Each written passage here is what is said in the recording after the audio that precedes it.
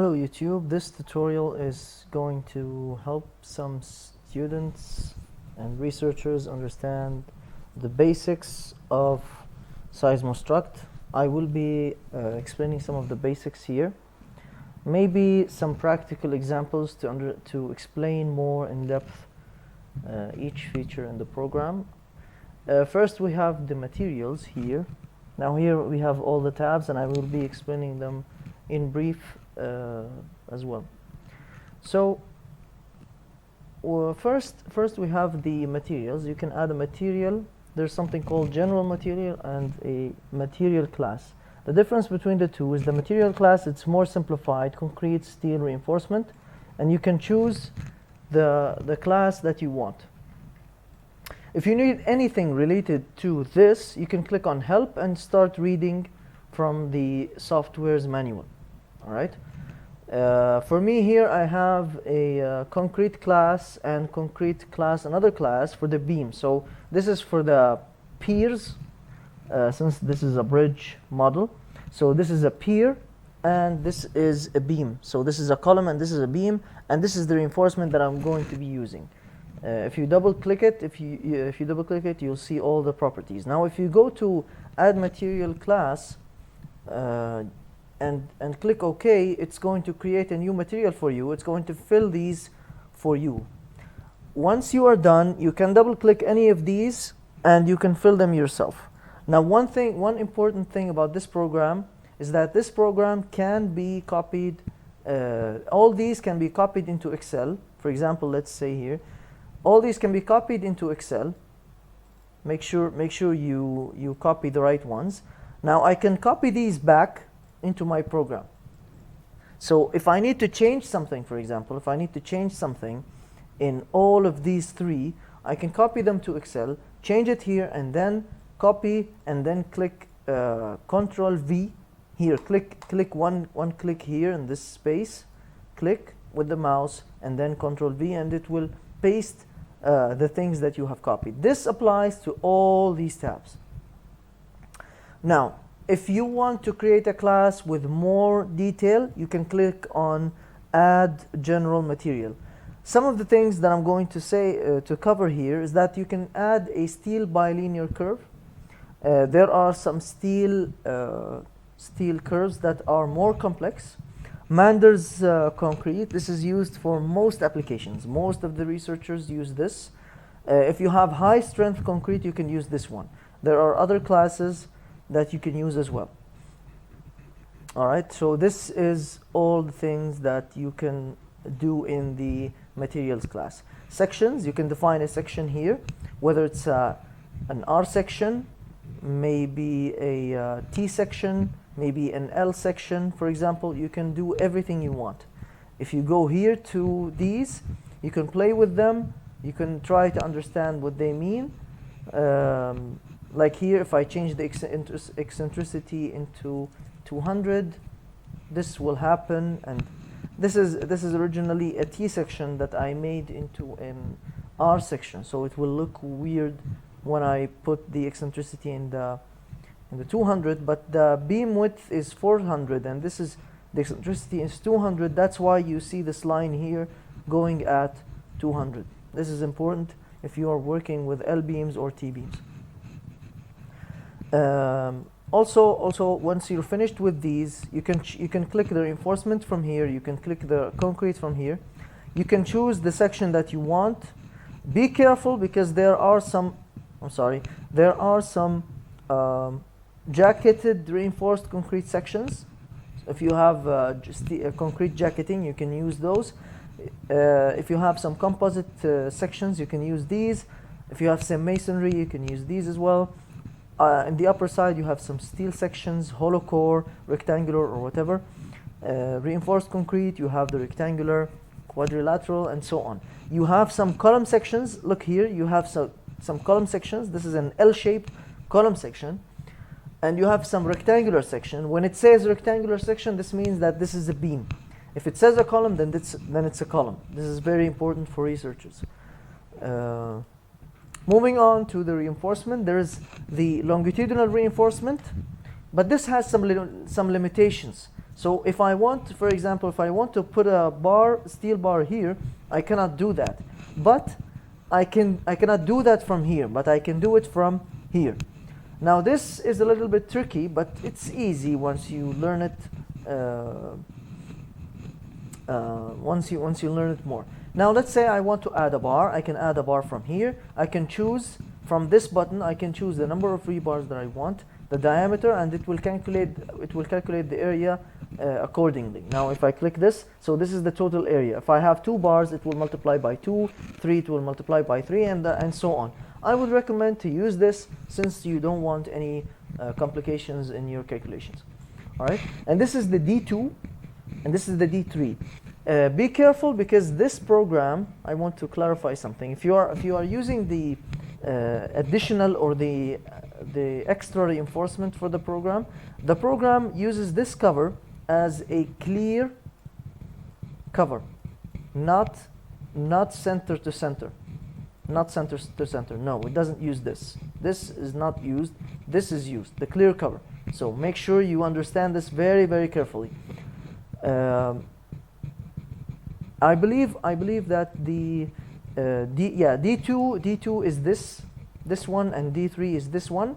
To make sure you understand it very well, you can zoom here and you can see here you have this 2 and you have this 3. I don't know if it's clear in the video. This is 3. So this is the other side. Section characteristics. The program can calculate some shear strength properties, shear capacities, confinement factors. It can calculate all these. Some sections, however, don't have these, so you might have to enter them manually, and the program will give you a notification about this. Okay, if you need any help, if you need any help with these, you can click the help button and it will show some things that you can read. You can click on the one that you need help with and it will show you all the details that you need. So after that, you go into element classes. Now, if you define the section here, if you have defined the section here, that doesn't mean that you can use it in your model. No, you cannot. You have to go to element class because the program does not understand this. The program does not understand this because the program needs to convert these into numbers, like 1, 2, 3, whatever. So these things have to be converted into numbers. How does the program do this? Through element classes. Now you have more than one type of element class. This is the element frame. So this is rigid. Usually this is used in the rigid or in the elastic zone. So if you have an element that is in the elastic zone, you put it here.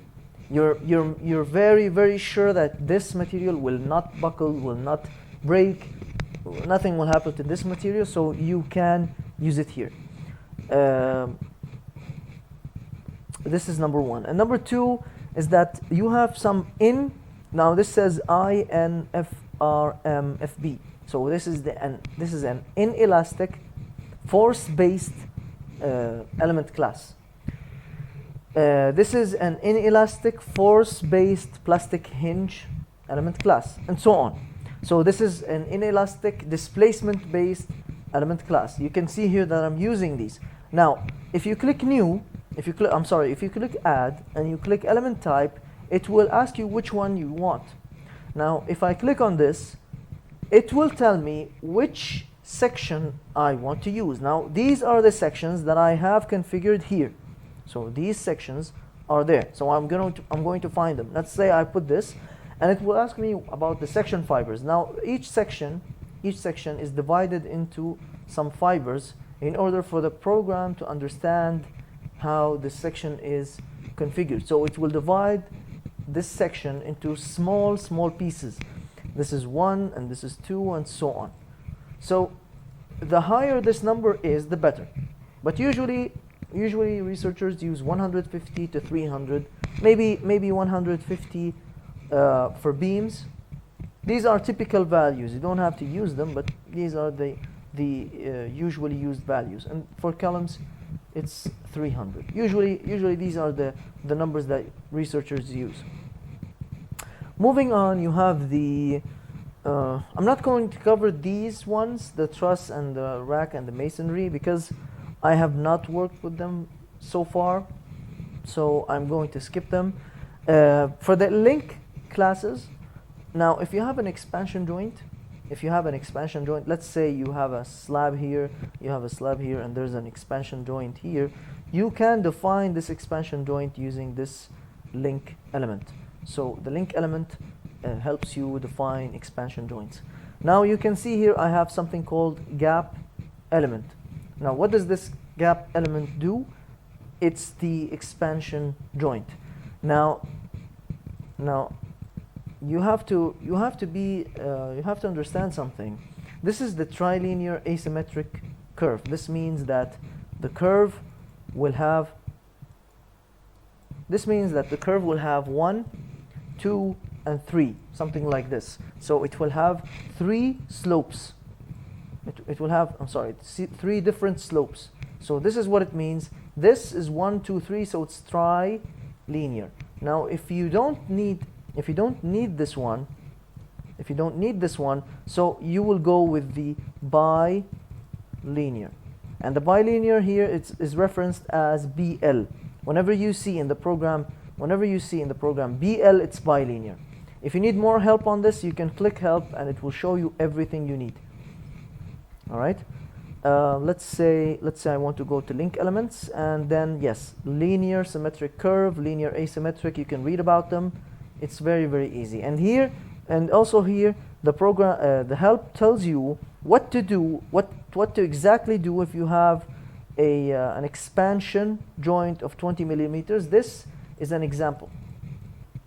So the program gives you these numbers to put in the program if you need to model an expansion joint. Now the help here says that this is another method, gap underscore HK, which was introduced in the later versions of the program. But for me, I have experienced some problems with this, so I don't use it. I use this trilinear asymmetric curve. But theoretically, they should produce the same results. So when you move on here, you can find these values.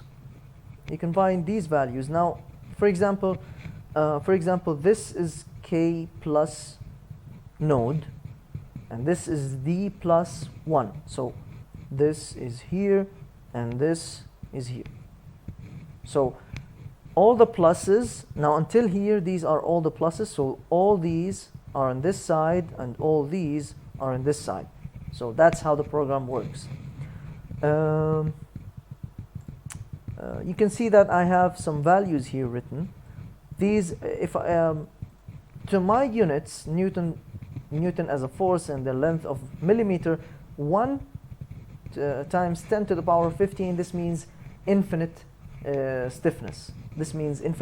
So you cannot move this. You cannot move this part any further. Now you have the nodes. These are the nodes. You can click add node name X, Y, and Z. There is a way to add these nodes from AutoCAD. So you can import these from AutoCAD into Seismostruct. I can explain this in another video, but these are the nodes. You define the nodes, and then you go to element connectivity. You choose the class that you want. You choose the node 1 and the node 2. Node 1 is the start. Now this is the start, and this is the end. So start and end. There are some conditions for moment releases. These are used for BRBs, for example. These can be used for BRBs, but mainly this is how you connect your nodes. Notice you should pay attention that this is an element class. This is an element class, not a section. So an element class needs a section. So you have an element class, so you will find your element classes here. Once you're done with these, you can add some restraints. Just double click on the node that you want, add the restraints you want, and that's it. You can click OK. In the restraints here, you cannot copy and paste. Until now, the program, the developers have not included anything that can make you copy and paste everything here. But as for the element connectivities, you can copy all these and paste them back. It's okay. So, but be careful. If you delete these, and you keep the element connectivity, and you add them again, you are going to have some problems with element connectivity. So some of the elements are going to be broken. Now, if you have a beam, for example, from this point to this point, one of the points might be cancelled. So the program might delete this, or the program might delete this. So be careful. If you remove all these nodes, if you remove the nodes, you also need to remove the element connectivity. So when you add the nodes back, then you can add the element connectivity. And this is very, very important. Renaming one of these will rename the element connectivity, so you won't have a problem. But if you rename one of these through Excel and you copy them back and you copy the element connectivity, you might have some problems in the connectivity. So be careful for the element connectivity, because sometimes it's very, very critical. Now the constraints, you have some constraints here. One of the types of the constraints is the rigid diaphragm. The rigid diaphragm, this is basically a slab. This is basically used for slabs on multi-story buildings. And you can also use a rigid link, so you can connect two nodes with the same amounts of deformations and rotations. So this point follows this point, and the leading point, this one, or the leading point, this is called the master node, and this is called the slave. In the program, this is how it's configured. Again, if you need any help, just click on help. It will show you all these details. All right, applied loads, you have some types of loadings. Permanent load, here I have only permanent load. If I change this into pushover analysis, I'm going to have some static loads. I'm going to have some incremental loads. If you change this into dynamic time history analysis, I'm going to have another type of loads, which is, I think, acceleration. Yeah, acceleration. So this is it for the program until now. Again, this type of loading is there because I have an eigenvalue analysis. An eigenvalue analysis will show you the modes of vibration and the modes of vibration and the periods of each mode. Be careful to this, because each one of these, when you click on force, for example, it will ask you what direction is it. So it's in the z direction. In my case, this is the z direction. This is the z direction. So it's pointed up. So anything pointing down will be like this. So it's a negative. This one is the the negative, and this one is the positive. Here you can put the value. The value should contain the direction as well. So it's negative or positive, depends. Analysis output. This is the analysis output. I haven't used this one. There are some configurations. I haven't used this one so far. You can then click on the processor and run your analysis, and everything will be fine. Sometimes the program will give you some errors that you can try to solve, but mainly these are the main issues or main things for the program. Let me see here. You can change. Now, one thing to mention about the program is that there's something called project settings. Now, these project settings are dependent on each project that you are working on. So if you change this into, let's say, 5 minutes, and you click OK, the other files will not be affected by this. So these project settings are only for this specific file. Sometimes you have to play with the convergence criteria to get some results. And these are the global iterative strategies. Sometimes you have to increase those to get some results, as the program maybe will reach 40 iterations and will stop. Maybe it needs more. So sometimes you have to play with these. Again, you can click help and read more. The forum, the program forum, will explain this in more detail. Some people have some problems with these, and the staff or the people that are the developers of the program usually answer their questions. I think yeah, there's one more thing to mention, is that